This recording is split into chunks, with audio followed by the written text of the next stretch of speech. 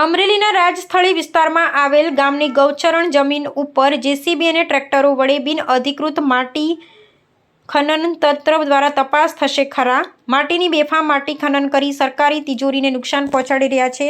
તંત્ર દ્વારા કોઈપણ પ્રકારની કાર્યવાહી કરવામાં આવતી નથી. એક ચક્રી શાસન હોવાની પ્રતીતિ થઈ રહી છે. તેમાં તંત્રને ખનીજ ચોરી પકડવામાં કોઈ રસ નથી તેવું લાગી રહ્યું છે.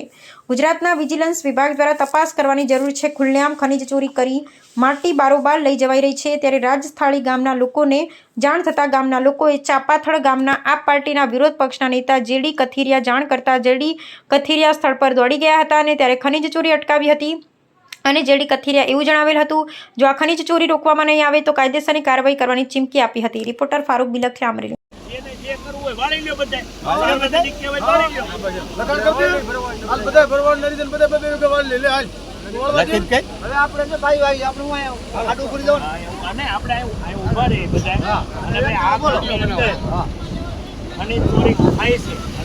વારંવાર કહેવા છતાં આ લોકો હારતા નથી એટલે ઘણું આગળ જાય.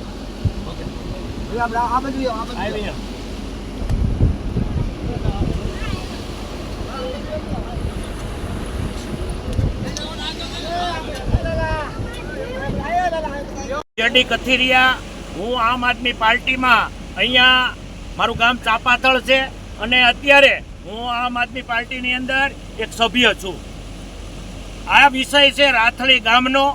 જેવી રીતે જે ગામની અંદર સર્વે નંબર પ્રમાણે જે અન્ય તમામ જ્ઞાતિઓ માટે આ જે જમીન હોય એની અંદરથી કદાચ માટી કાઢવાની હોય તો એ ગામના માટે હોય છે, પરંતુ અહીંયા ભાજપના ઈશારે માટી વેચવાનું કામ ચાલે છે.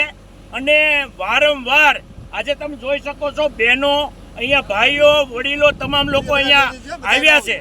તો આ બેશરમો હવે ગામની માટી પણ રહેવા નથી દેતા.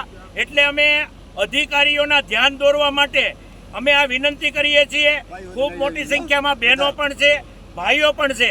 આ ખનીજ ચોરી છે, કાયદેસરની અમે કાર્યવાહી કરાવીશું અને જે લોકોના વાહન છે એ વાહનને પણ પુરાવી દઈશું.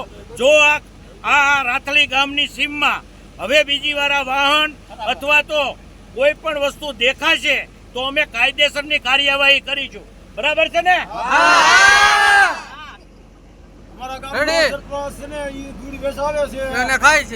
પૈસા ખાઈ જાય છે. અમારું બધાનું આખા ગામનું એવું કહેવાનું થાય છે.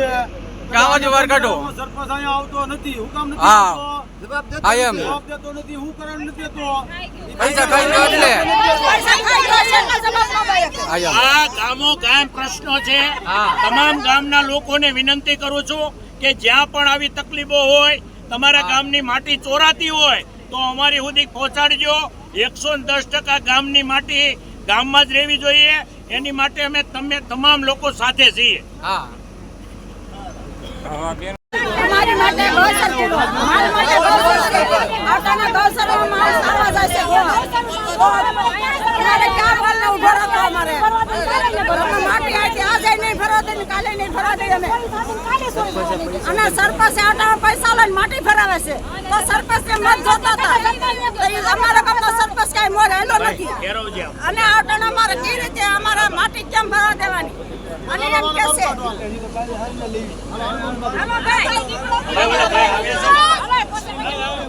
મને વાત કરે નથી.